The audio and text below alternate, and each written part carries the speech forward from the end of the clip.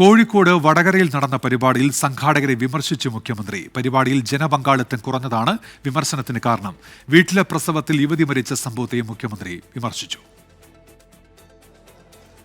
വടകര ജില്ലാ ആശുപത്രിയുടെ രണ്ടാംഘട്ട നിർമ്മാണ പ്രവർത്തനങ്ങളുടെ ശിലാസ്ഥാപന ചടങ്ങിലാണ് മുഖ്യമന്ത്രിയുടെ വിമർശനം. മുഖ്യമന്ത്രിക്കൊപ്പം കേന്ദ്ര സഹമന്ത്രി ജോർജ് കുര്യൻ, സംസ്ഥാന മന്ത്രിമാരായ Veena George, PA Muhammad Riyas, V Abdurahiman എന്നിവരും പങ്കെടുത്ത വേദിയിലാണ് ജനപങ്കാളിത്തം കുറഞ്ഞത്. ജനനിബിഡമാകേണ്ട പരിപാടിയിലെ ഒഴിഞ്ഞ കസേരകൾ മുഖ്യമന്ത്രിയുടെ വിമർശനം വിളിച്ചുവരുത്തി. ചൂടിന്റെ കാലമാണല്ലോ ഇത്.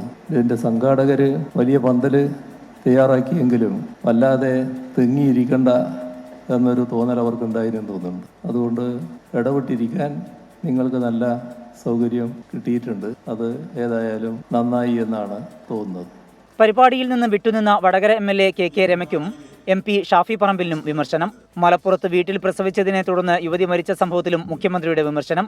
ആധുനിക വൈദ്യശാസ്ത്രം പുരോഗമിക്കുമ്പോഴും അശാസ്ത്രീയമായ കാര്യമാണ് ചിലർ ചെയ്യുന്നതും പ്രചരിപ്പിക്കുന്നതും. ഇത്തരക്കാരെ സാമൂഹിക ദ്രോഹികളായി കാണണമെന്നും മുഖ്യമന്ത്രി. അശാസ്ത്രീയമായ കാര്യങ്ങൾ പ്രചരിപ്പിക്കുന്നവര് സമൂഹത്തിന് വലിയ ദ്രോഹമാണ് വരുത്തി വെക്കുന്നത്. സമൂഹത്തോട് ദ്രോഹം ചെയ്യുന്നവരെയാണ് സാമൂഹ്യ ദ്രോഹികൾ എന്ന് നാം സാധാരണ പറയാറുള്ളത്. ആ സാമൂഹ്യ ദ്രോഹികളുടെ പട്ടികയിലാണ് അവരെയും കാണേണ്ടത്. 83 കോടി രൂപ ചെലവിൽ 1.5 ലക്ഷം ചതുരശ്ര അടി വിസ്തൃതിയിലാണ് 6 നിലകളിലുള്ള ആശുപത്രി കെട്ടിടം നിർമ്മിക്കുന്നത്. 24 കോഴിക്കോട്.